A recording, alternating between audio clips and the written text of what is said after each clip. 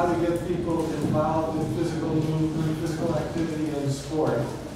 And to do that, I have this in the Dropbox, but I wanted to show it to you now in this way, because I think it's a little bit more dramatic when you look at it on the big screen. But the Center for Disease Control in the United States does a study almost every year where they measure the body mass index, and they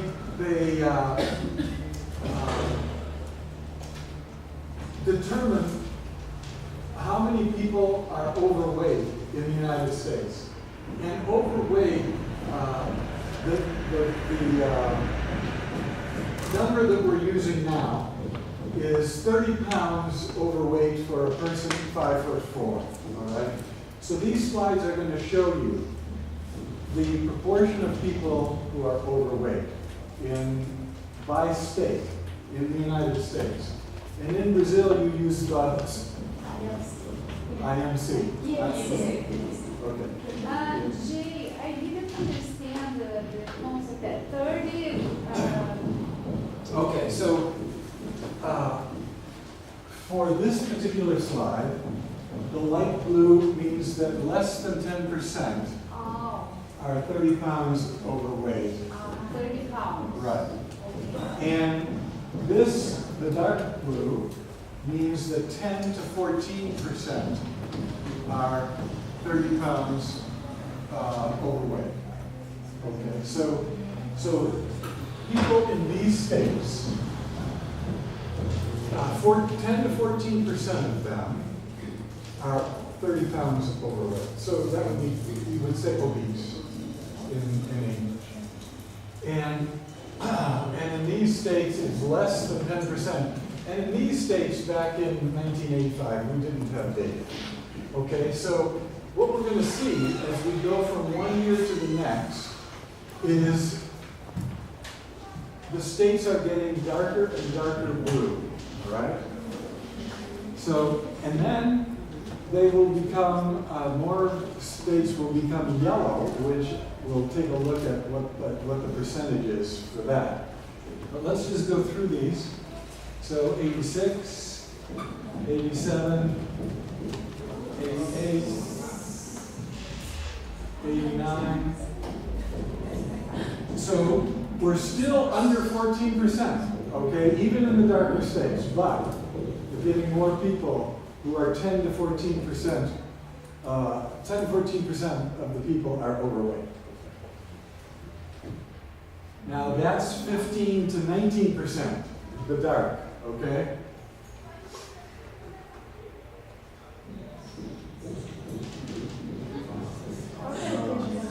Now we're 1995, 96, 97. Now that's 20% or more, okay?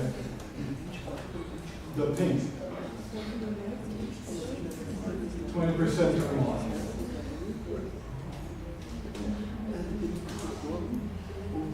That's 25%, the red. The red states. The red state is,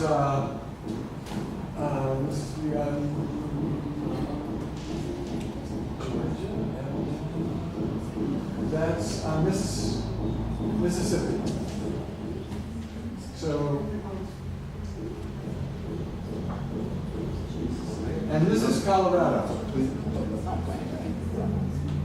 Okay. Where's Jake?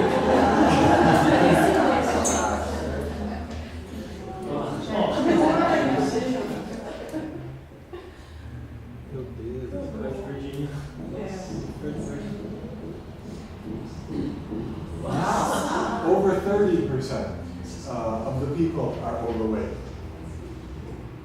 In the dark red.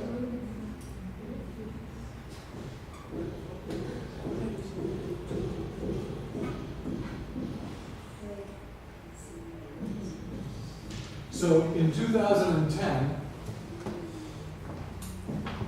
30% of the people in these states are 30 pounds overweight or more. And in the red, it's 25 to 29%. And in the yellow, it's 20 to 24%. And we have no more blue. So the entire country is getting heavier and heavier, fatter and fatter. And we have more health expenses related to this trend. So, but the United States, even though we lead the world, we are number one in obesity in the world. Although it's difficult to compare countries because we don't keep the same data all the time, but we're right there at the top, and maybe another country is close. Mexico might be close, and England might be close, but we're at the top, and it's creating a problem. But there's other countries now where you would see a lot of red and yellow, and so this is a global issue. It's not just a U.S. issue or an American issue. So this is why more and more people are saying we need to understand how to get people moving, and sport is one of the contexts within which people move. And although I have a little bit of a problem with that too, because in some youth sports in the United States, I don't know enough about Brazil to say this, but in the United States, when you play certain youth sports, you don't move that much. We've done studies of the practices that they have in football, for American football. And what we find is that the children in an hour only move for 15 minutes because they're standing there listening to the coach. And they never even work up a sweat. And in other sports, it's the same way. The coaches are talking too much, and the children are being forced to listen, and they're not moving. And then when they quit, the coach says, I don't know why they quit. I talk to them all the time. And we say that's the problem. So there's more problems than that. But sometimes in sport, you don't get the kinds of movement that you think, especially for children. And so that's one of the reasons why we have these two reports, and why people in other countries are trying to figure out how to get more and more people involved in sport. The other problem in sport is injuries. You know, the more competitive, the more prolific the sport becomes, the higher the injuries. And I don't have great data on this from any country, but I do know that the injury rates in competitive sports are a serious problem now in the U.S. and Canada. And many knee operations among 11-year-olds playing soccer, and concussions for children in soccer and in American football. In soccer, now they're eliminating the header in many areas of the country for any child under 14 years old. You can't do any headers. And so that's an issue. In baseball, we've had more and more surgeries on the shoulder and the elbow, swimming on the shoulders. In a lot of different sports, your ligaments in your knees. And some of those injuries have long-term implications. So, and some of those implications don't show up until later in life. So when I talk to people who are 50 years old, half the people I know who are having surgery, they say it's related to an old sport injury. And I'm thinking, oh, great, now we have healthcare costs related to sport injuries. So maybe we ought to be thinking about the kinds of sports that we want people to participate in. And we should maybe be limiting some of the heavy contact sports and emphasizing sports that involve more rhythmic movements, more movements that involve coordination rather than power. So those are things that we haven't even begun to think about. When people get together and say, we have to get more people involved in sport.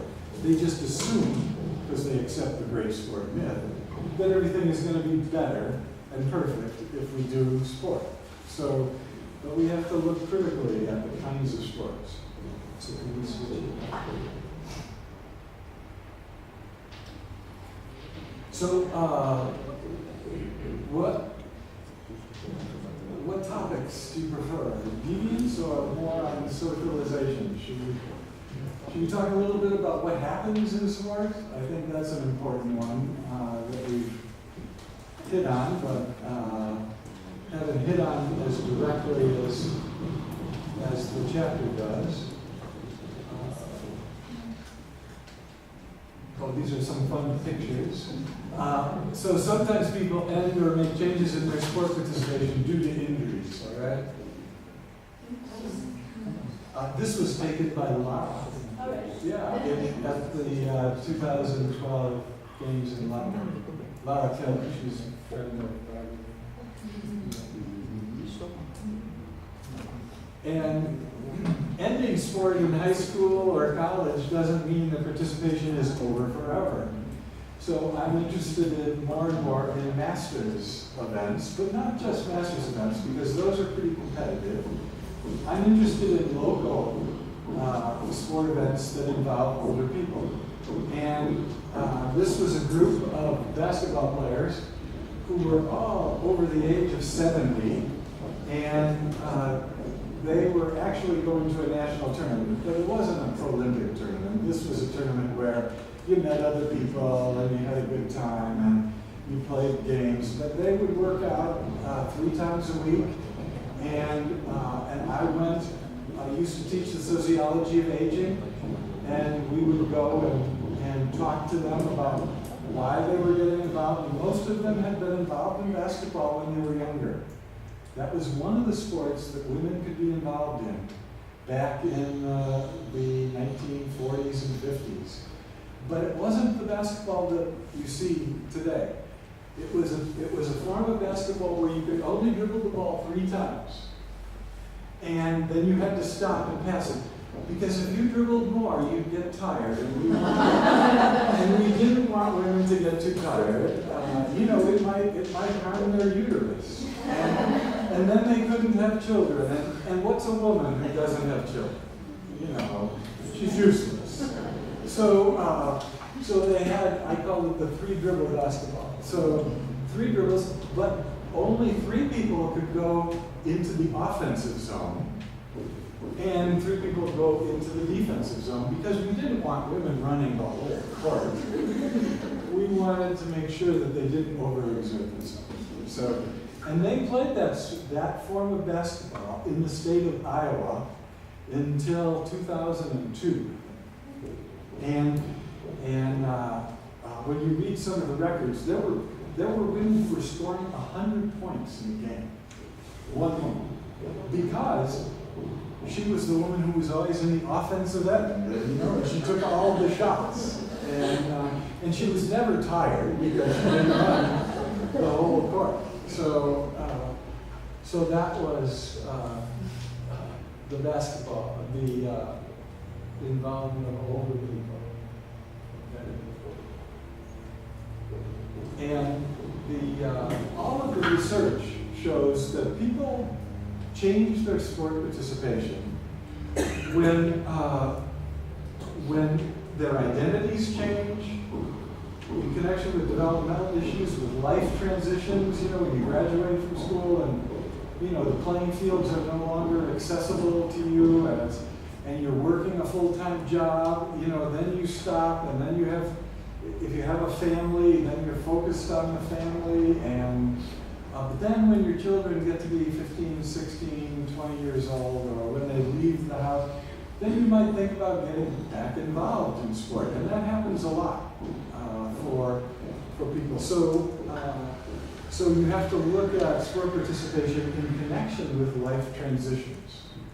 And people quit not because they don't like sport or because they're unhappy with the coach all the time. It's because of other things that are occurring in their lives. So if we want people involved in sports more consistently over time, then we have to figure out what are these life transitions, what kinds of changes occur, and can we start to neutralize some of the barriers so that people can make the choices that they would like to make related to their own physical movement and physical activity and sport participation.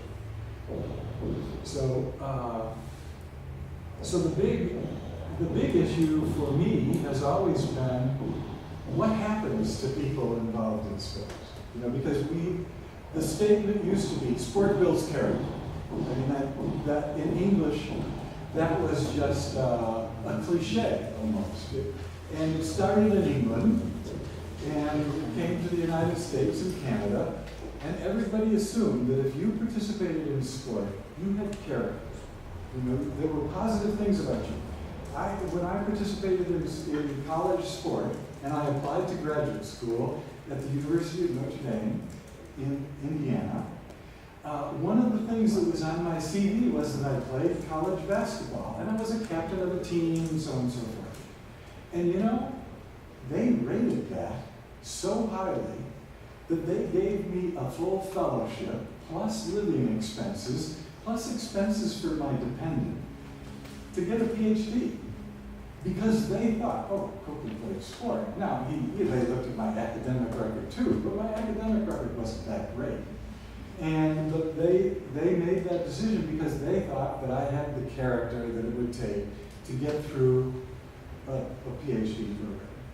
So sometimes the myth works for some people, but that belief is something that I wondered about because I played sports with all sorts of people who had no character. And they were always getting in trouble. In fact, some of the most deviant people I knew were athletes. And they'd get in trouble after games, you know, and they would fight during games. And, you know, we weren't talking about character in the sense that the British were talking about character or other people who had this idea about positive character in sport participation. So I knew that there were some problems with this. And so one of the things that I started to study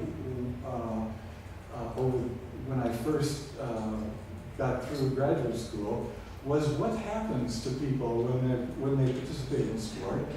And what I found was that sport participation offers really diverse experiences. And so we can't make generalizations about what happens in sport because there can be positive experiences and negative experiences. And I had negative experiences in my sport participation. Other people had many more negative experiences than I had.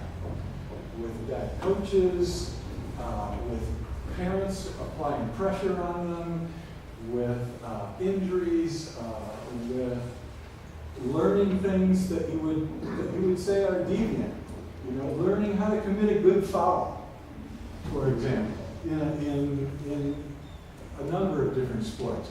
One of the first things my coach taught me, who ended up being a really well-respected college coach in the United States, one of the first things in basketball was when you play defense and somebody's taking a jump shot, you don't go up, you go up with one hand to try to block the shot. But the other hand, you just took their elbow. Because the referee is looking at the hand.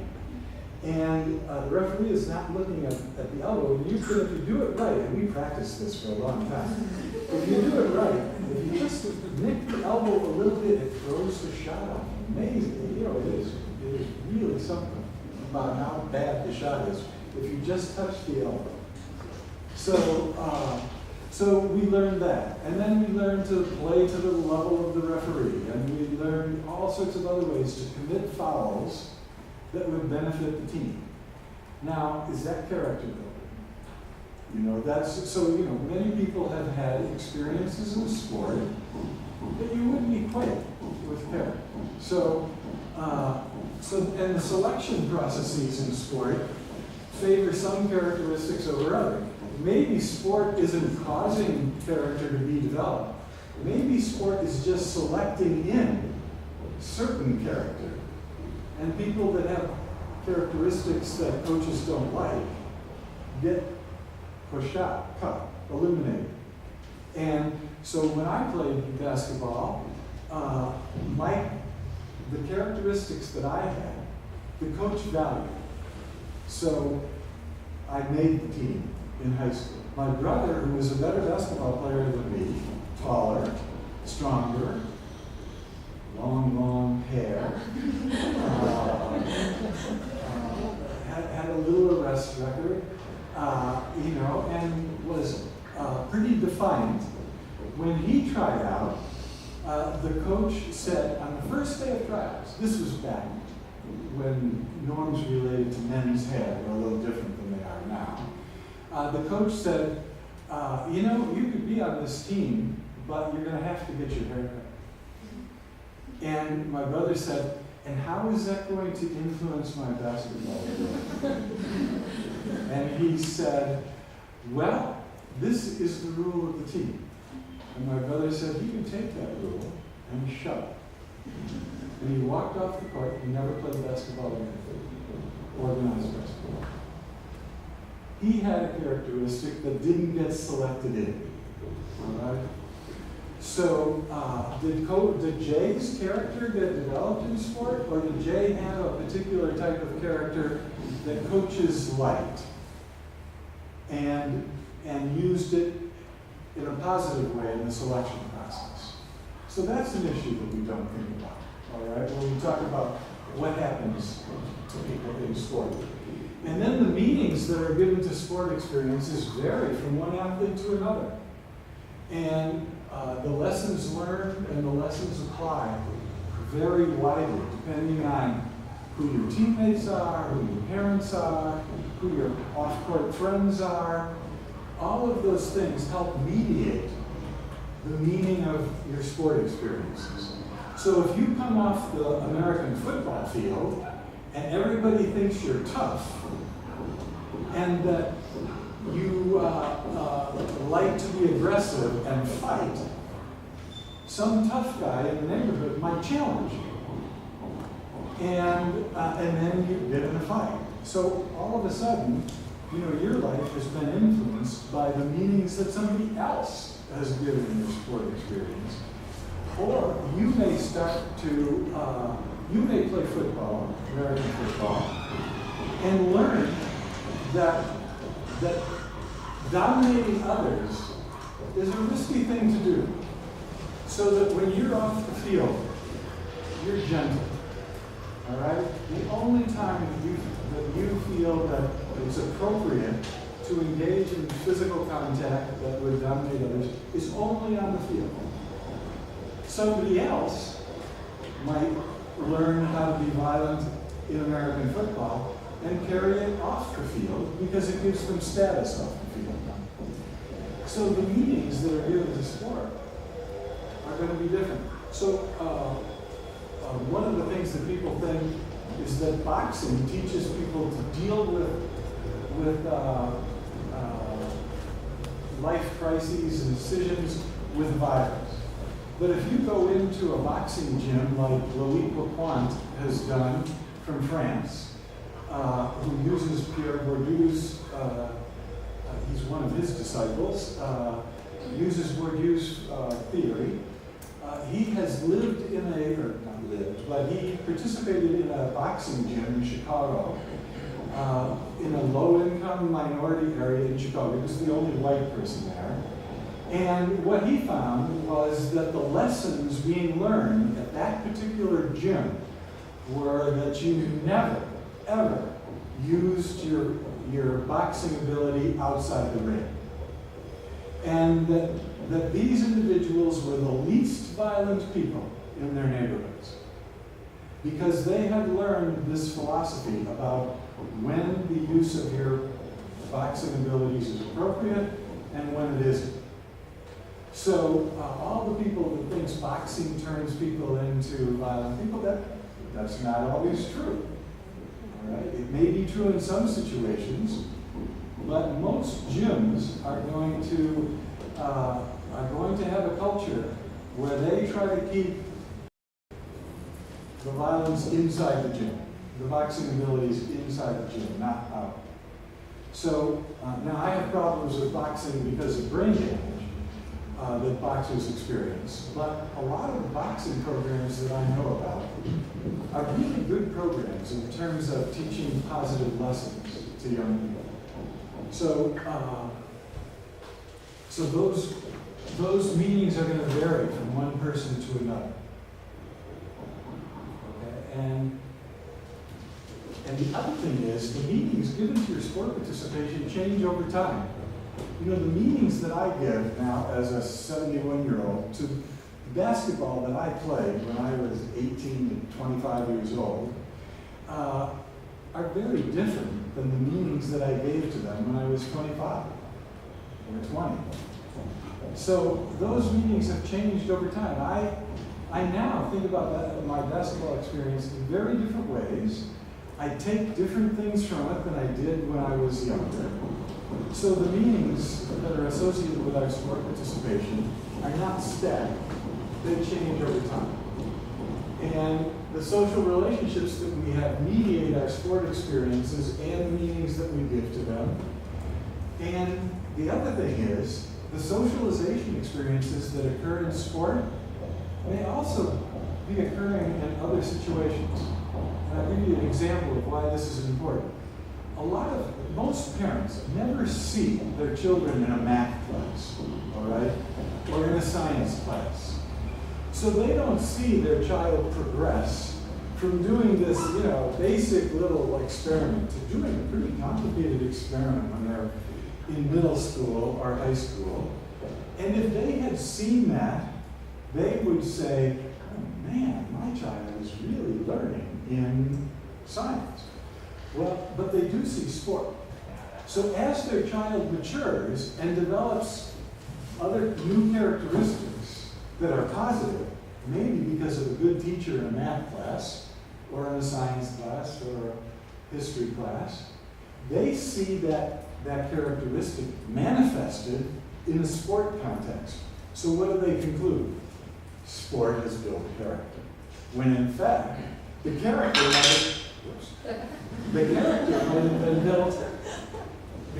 might have been built in a school classroom. But they just see it on the sport field. It may have been built in relationships with their peers, but they see it on the sport field. So they attribute this change to sport, when in fact, sport may have had little or no effect. I'm not saying sport doesn't have an effect. I'm just saying that it's not the only thing that influences how young people develop.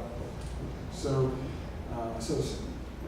sometimes we think sport is going to make changes that don't always happen, and then we get disappointed. And what do? We blame the child, not how we've done sport.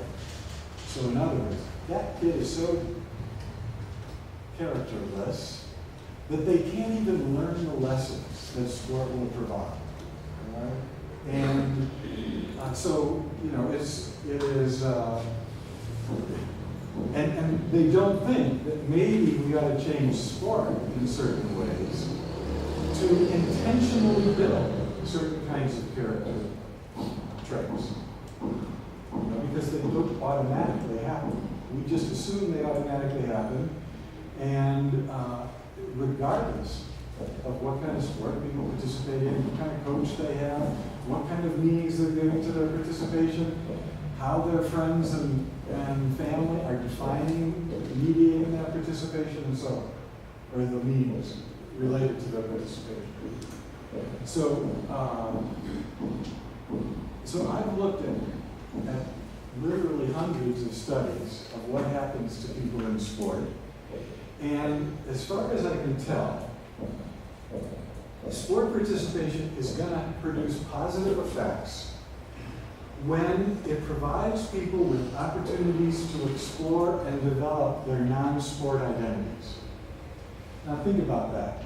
Remember yesterday when I said that in some elite sports that young people participate in, they get into a developmental tunnel, and what happens is that all of their focus is on their sport identity, and their coaches and parents say, you don't have time to develop other identities.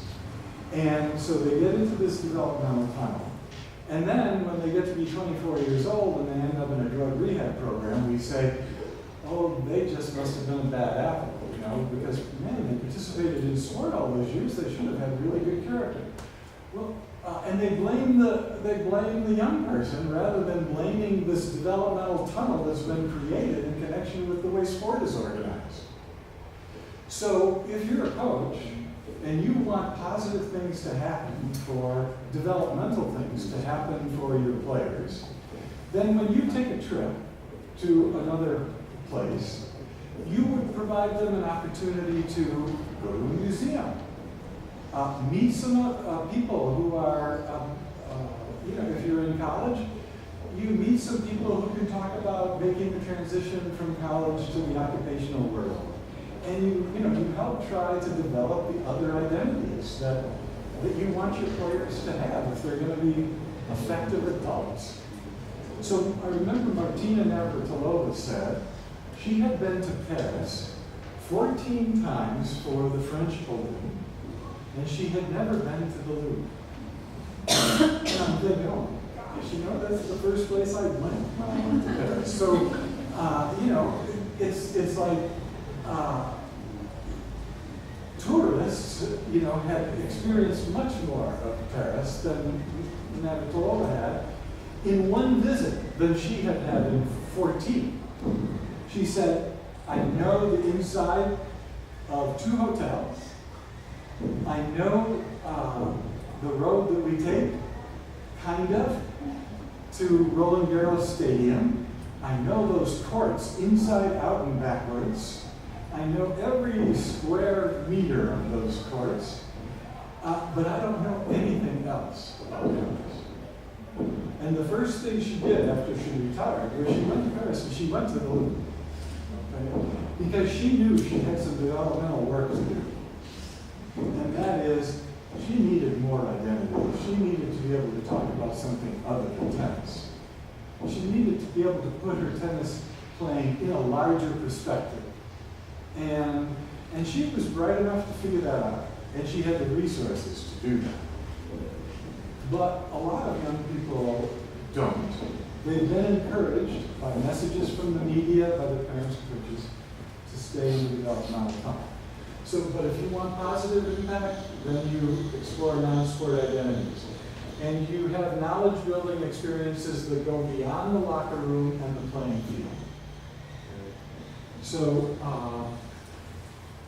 if sport provides you with opportunities to see things and do things that you wouldn't normally have been able to do or see, then sport is going to be a positive thing in your life. Right? If you can develop new relationships with people who are not connected with sports, you build your network. That's positive. If sport gives you an opportunity to do that, if somebody says, oh, Donnelly, he plays volleyball, I'd like to meet him, but I've never played volleyball, but, I'm a banker. And, so Donnelly meets a banker and has a new friend, and maybe you can get a loan from him in the future. So, but learns about a different perspective through a non-sport relationship. So if sport provides you with that opportunity, that's great. And I think what's happened as we move more and more to a prolific model, you have fewer and fewer of these exploration, identity development opportunities, fewer knowledge-building experiences outside of sport, and fewer relationships outside of sport. And, I played way back in the 60s when it was pre-Prolympic model in a way. I mean, it was very competitive. But if a coach had made the demands on me that coaches are now making on college basketball players, how did I quit? There is no doubt in my mind. So, because they are being asked to give more time and energy to their sport now, much more than I was ever asked to do. And when I played, you could actually have a job as an athlete in the United States. Now, if you have a scholarship in a sport, in a Division I, the top sports, you can't work because the NCAA, the National Collegiate Athletic Association, the governing body, says that that's illegal. So when I had my scholarship, the coach made me the manager of the swimming pool. And I opened the swimming pool for people with cerebral palsy, with multiple sclerosis. We changed the temperature of the water. I met all sorts of people in the disability community, what their problems were, when they showed up and when they didn't and why, and all of those things. So it opened up all sorts of opportunities that I would have never had otherwise. Now, that doesn't happen. And so that's a problem. And the other thing is that if you want sport to have a positive impact, then you have to be explicit as a coach or as an administrator about how the lessons learned in sports can be applied to non-sport activities. Everybody says, oh, you build teamwork, discipline, you know the list of things that people say are the characteristics of athletes. But a lot of athletes, when they get to be 22 or 26 or whatever, and they retire from their sports, they have a very difficult time because they know that even though they were able to do something in sport, they haven't had experience to know whether they could do it in any other setting. So in some cases, people will give them a break and hire them, and they'll have a chance to learn and to develop new identity, new relationships, new knowledge, and so on, because they were an athlete. But in many cases, athletes don't test very well when it comes to job qualifications. And so they have never learned how to articulate how the lessons they've learned in sport might transfer to other kinds of settings. And if I tell a coach that they ought to start doing that, helping athletes develop the ability to articulate these connections, they'll tell me, what do you think I am, a social worker? And I say, no, I think you're a leader. In fact, that's what everybody says. Coaches are leaders. And if you're a real leader, then you're preparing people to live in the world, aren't you? And they have a hard time with that because they like to think of themselves as great leaders because they get $10,000 a speech when they go to a corporate banquet to talk about discipline and all these other things, but they're not really leaders because they haven't. Now, I want to change that. Some of them are really good leaders, but many of them have never thought about helping their athletes think about an explicit example of how the lessons learned in sport can be applied to other settings. Right? And, I've always said that every sport team membership ought to be accompanied by an academic internship where you combine your connection with sport with your connection with your academic work and an internship in the community where you're working with people understanding things apart from sport. But that's difficult for coaches to get into because they want to control their athletes in sport terms all the time. So, and then opportunities to develop and display competence in non-sport activities become linked with mentors and advocates in the process. So if you can meet mentors and advocates as an athlete who will help you make the transition into the rest of life, then sport has done something positive for you. But if you don't have those mentors, sometimes you feel just like cut off from everything when you retire from sport. Because you have no people, when I was growing up, we used to call them hookups. Now the term is different. But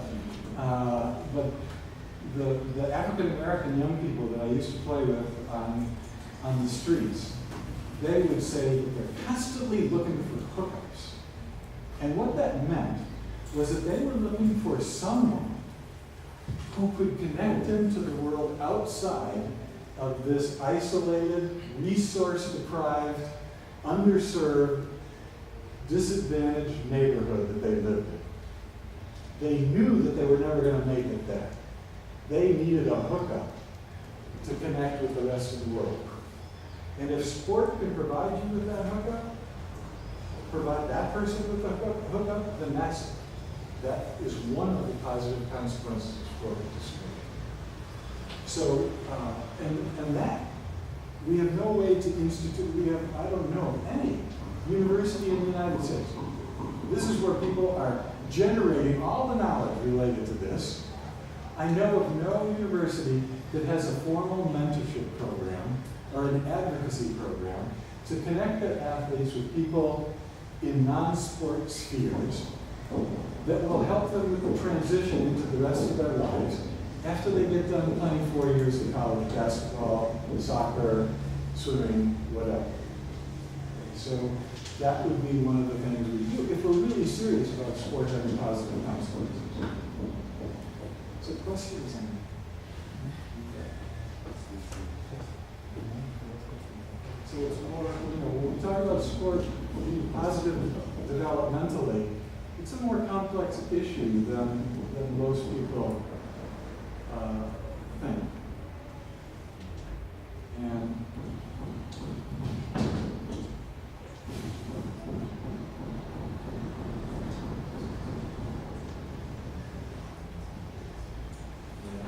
so the general summary now is that negative socialization effects are most likely when playing sports limits or constricts your identities, knowledge, and relationships. But if sport expands them, then the consequences are much more likely to be positive. Right? So, and that's a very simple way to look at things. And if you're a coach or a parent or an athlete, that's a very nice little framework to use in connection with your sport participation or the participation of your players or children. Is you try to make sport such that it's going to expand identities, knowledge, and relationships. And that's a lesson that a lot of people in the current Prolympic sports system have a difficult time. Do you know any programs where, Prolympic programs where they do any of these things that would expand the positive outcomes associated with sport participation? You know, where clubs, football clubs, for example, would have programs that would help the young people who they're training to develop things apart from their sport participation. You know, because 90% of those young people aren't going to make it. So what's going to happen to them if they've, in your program, if their experiences have been constricted? Well, then, you know, you're just exploiting. So, but, you know, if you're concerned about that 90% who aren't going to make it, then maybe you would have some ancillary programs that would help expand experiences. And it wouldn't necessarily have to interfere with their soccer training, their football training. You know, you could connect people with people in the community. They'd love to meet somebody who's signed by this soccer club. And that person could help this individual at least start to develop a new identity, create new knowledge about something about the world, and have a new relationship. So, but that's relatively rare. Yeah. Oh, yeah. When I said Prolympic, if you weren't here yesterday, Prolympic sports are the power. They're like the power and performance sports that are described in chapter 3. Okay, they're sports that are exclusive and emphasize outcomes. And they're contrasted with pleasure and participation sports, or what I called in our session yesterday, people's sports, that are process-oriented rather than outcome-oriented, and they're inclusive rather than exclusive. So now we're talking about a continuum here where we get mixtures of things, but Prolympic sports are the hegemonic sports in the world today. In other words, when I say the word sports, I would guess that 90% of you in here would think of Prolympic sports. And you would think of especially the top level of Prolympic sports. And the top football or soccer leagues, the things that you see on television. So I try to get people to think about other sport forms as well.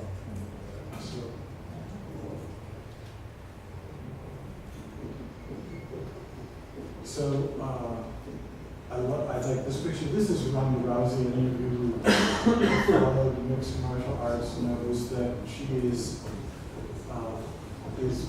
defined by many people as unbeatable, and in the cage, and in ultimate fighting. And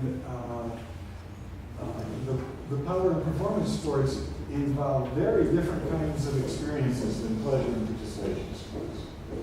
And we can't say that somebody who engages in recreational climbing is learning the same lessons as Ronda Rousey, or is even close. I mean, those experiences are so different.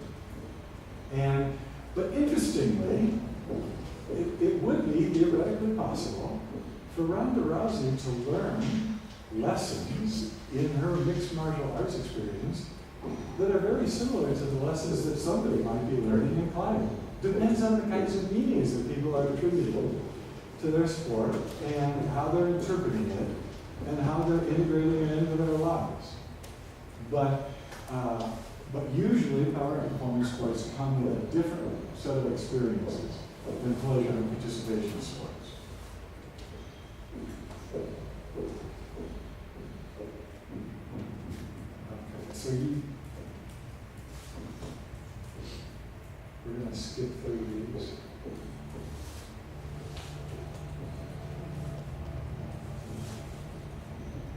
And this sets up things for our future classes, is, how does sport affect our lives? Sports do affect our lives. I don't want you to leave here thinking, Coakley said that nothing happens to people in sports. That's not true. Okay?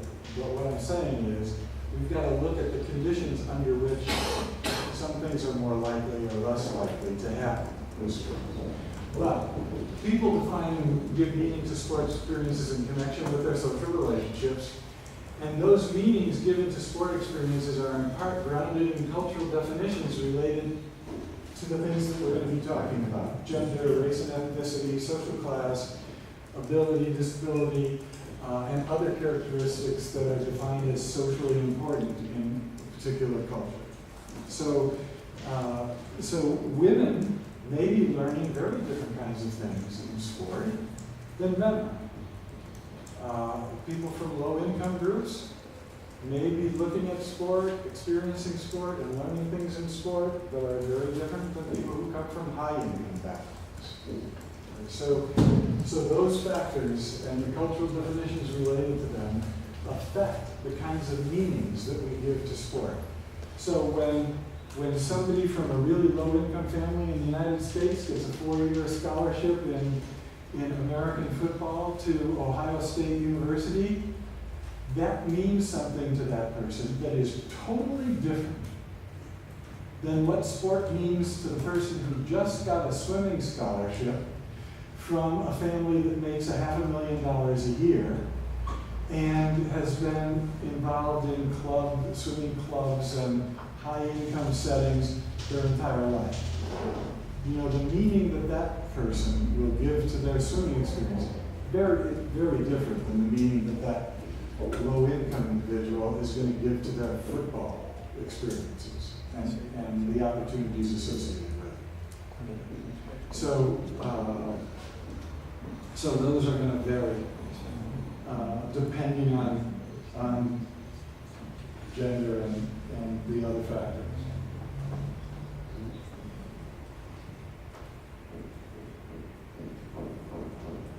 Okay, so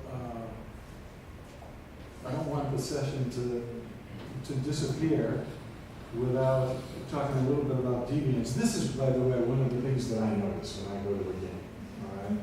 So if I go to a baseball game right away, and this drives people crazy too. I'll count the number of spaces that don't have a corporate message on it of some sort or another.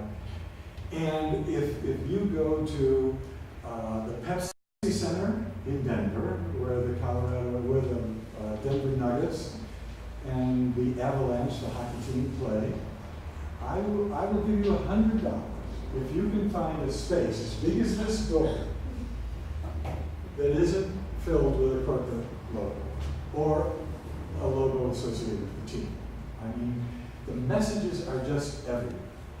And one of the questions I asked people, one of the things I wanted them to think about in my classes was, what if all of the sport broadcasts of the NFL games in the United States were sponsored by labor organizations rather than multinational corporations?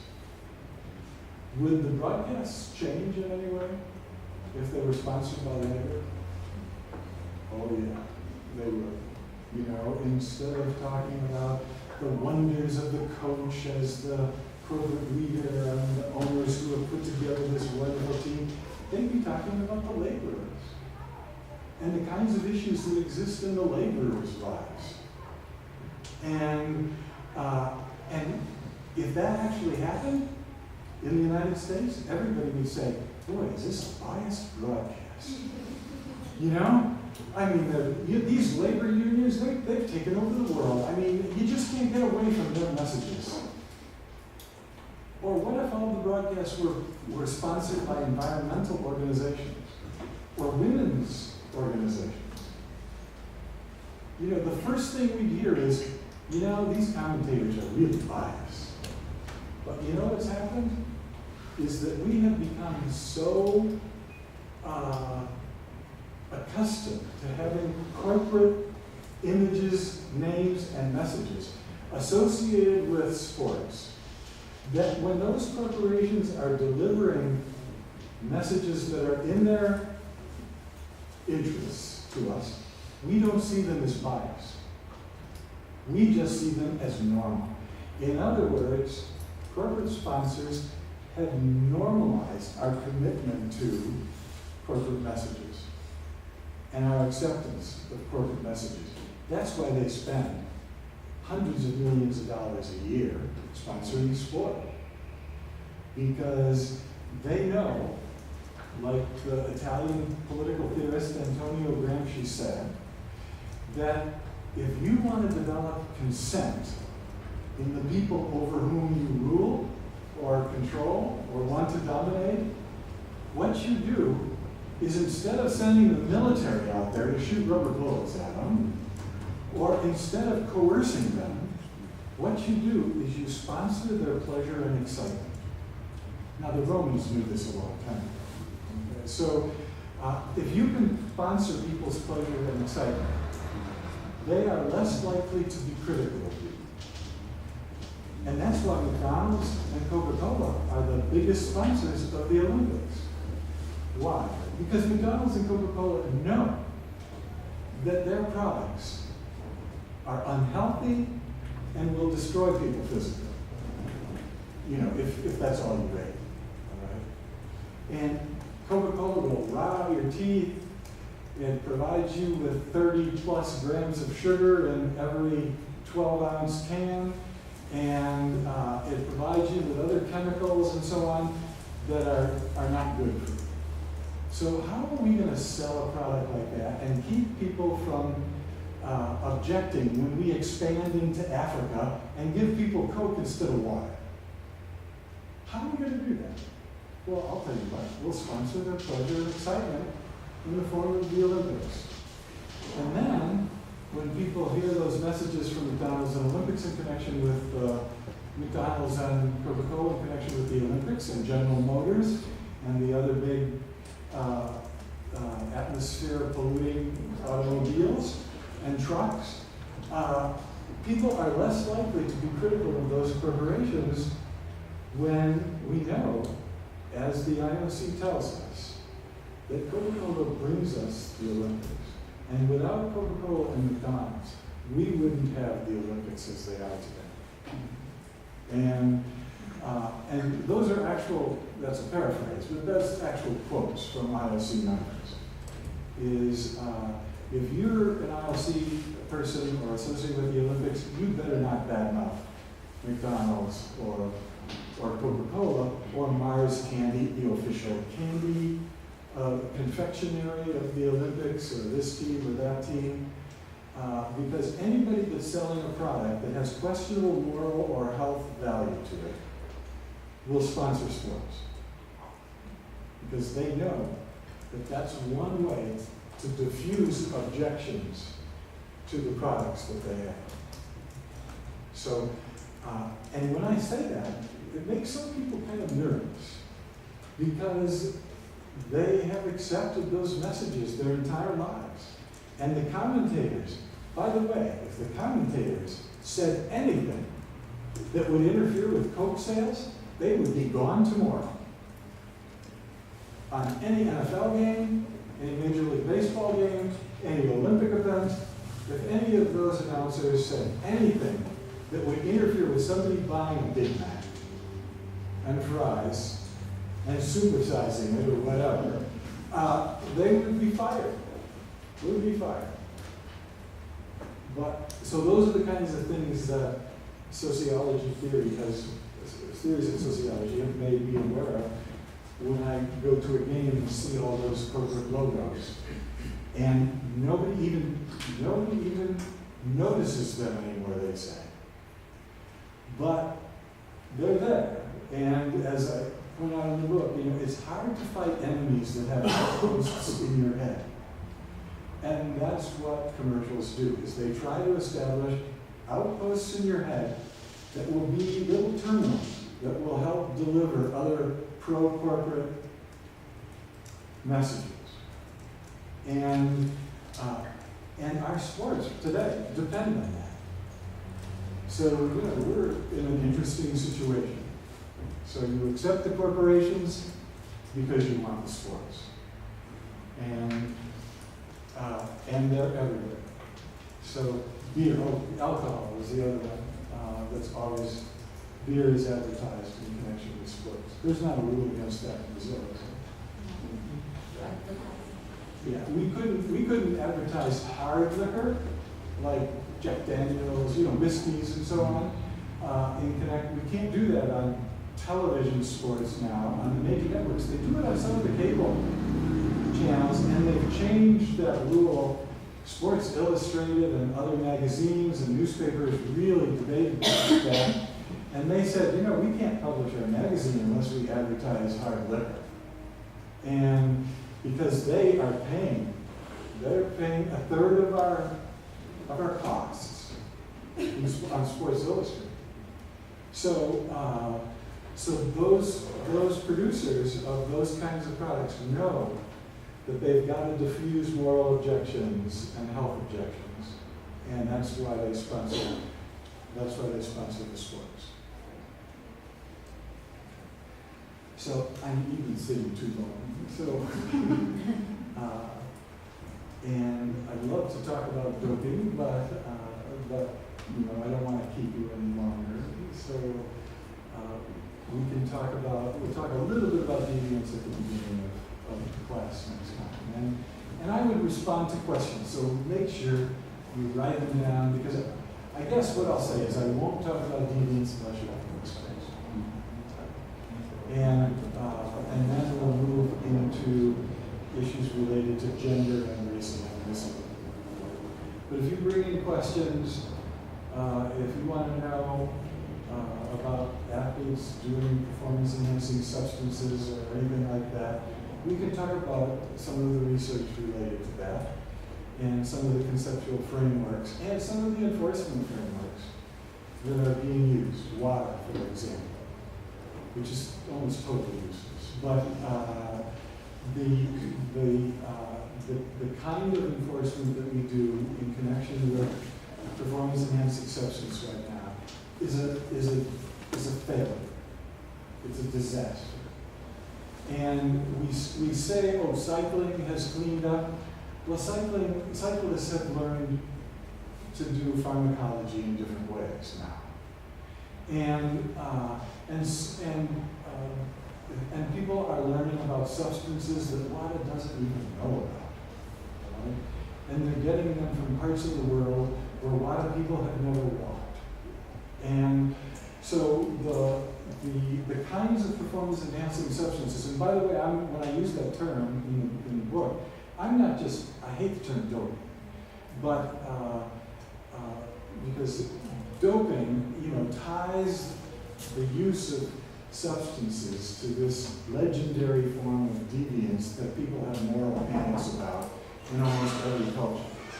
So I use the term performance-enhancing substances because almost every athlete I know of any age is using performance-enhancing substances of some sort.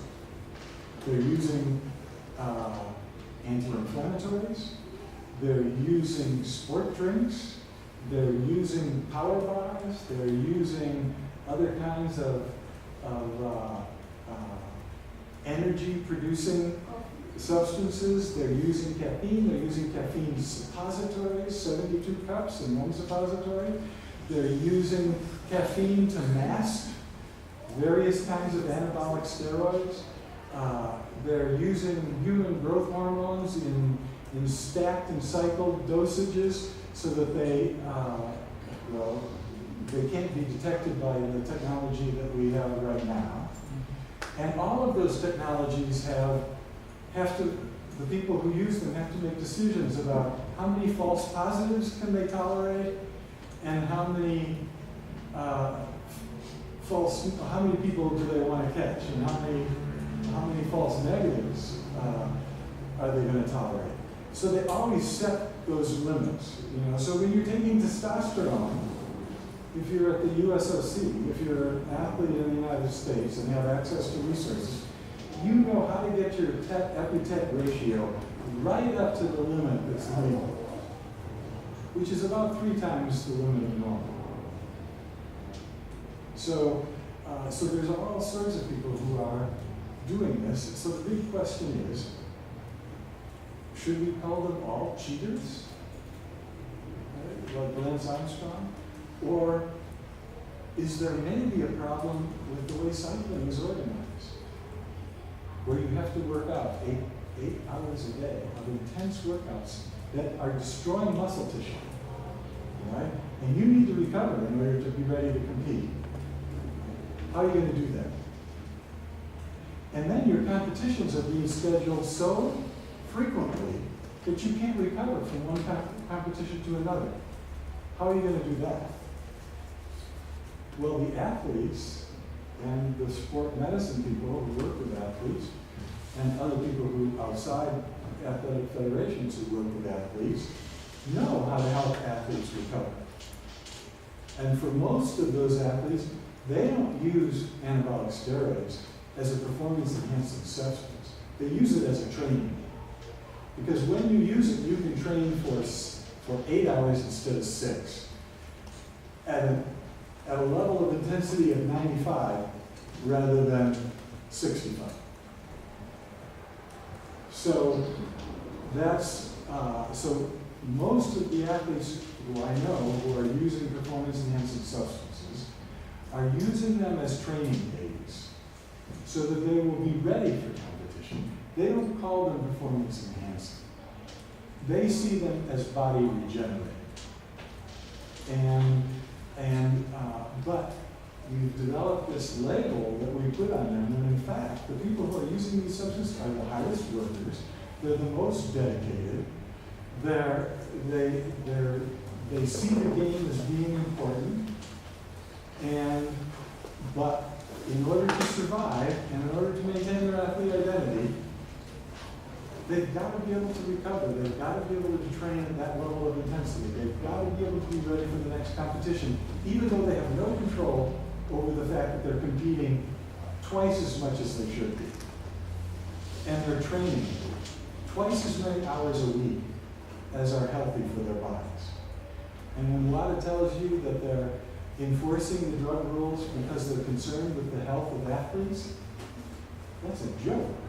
Because the federations are destroying the health of athletes in many cases by expecting them to train intensely more than 20 hours a week, which is not good for your body. After that, some people even say 15 hours of intense training a week. After that, you're destroying muscle tissue. So you need time to recuperate. But you don't get time. So how are you going to stay involved? And that's the dilemma that a lot of athletes are facing. And I'm not saying every athlete is taking something illegal, but every athlete who's in the Olympics from a country that has a GDP, that averages out to more than $2 a day a person, the athletes have access to substances that will help them train. So, a quick example, at the Olympic Training Center in Colorado Springs, where I lived for 33 years, I would go, I taught courses there to the athletes because their schedules didn't permit them to go to a regular semester course. So I would go to the training center and I would get people from 3 sports that had the same kinds of competition schedules and travel schedules, and then we'd do a class so that they could get college credit while they were involved in their sports. And so I'd find out that they were going to this warehouse that was a supplement warehouse in Colorado Springs, and I would go with the athletes from the different sports and watch them shop. They'd go down the aisles with, all the protein things and all of the other energy-inducing things and creatine and other substances. And I would see what they would buy, what the boxers would buy, what the swimmers would buy, what the team handball players would buy, and so on. And they were all spending between $200 and $800 a month, 15 years ago, on supplements in order to keep going. And that's why we have more 40-year-olds playing sport today. It's not because they're just lifting more weights, by the way. Dara Torres in the Olympics from the United States, 42 years old, winning a medal. She did not win that medal because she's in the pool longer than others. She won it because she knows how to manage her body. And she manages her body with all sorts of substances, other than a normal body. So is that cheating? Where do we draw the line between the substances that are permitted? If I take 6 Advil or ibuprofen so to control my pain so I can go out in the field, or if I'm an NFL player and I take a big shot of Toradol into my hip, it's the most effective anti-inflammatory in the world, just so I can get out on the field every Sunday, is that a performance-enhancing substance? You've got to believe it is, but it's not illegal, and it is dangerous, by the way. And it's more dangerous than testosterone. So who makes the decisions about what you can take, what you can't take, what's legal, what isn't legal, what's natural, what isn't natural, and what's dangerous and what isn't dangerous when you're already doing a sport where the risk of injury and damage to your body is really high. So it's no wonder that a lot of athletes will say, you know, I will take a substance even if it takes 5 years off of my life, because I'm already putting my knees on the line every time I practice. I'm putting my brain on the line for Pete's sake. So I'll give up 5 years. So if I can take something that will help me right now. So, sorry to give you, but we can talk a little bit about some of those issues if you want at the beginning of the session. We'll talk about gender and race and ethnicity. So thanks for listening.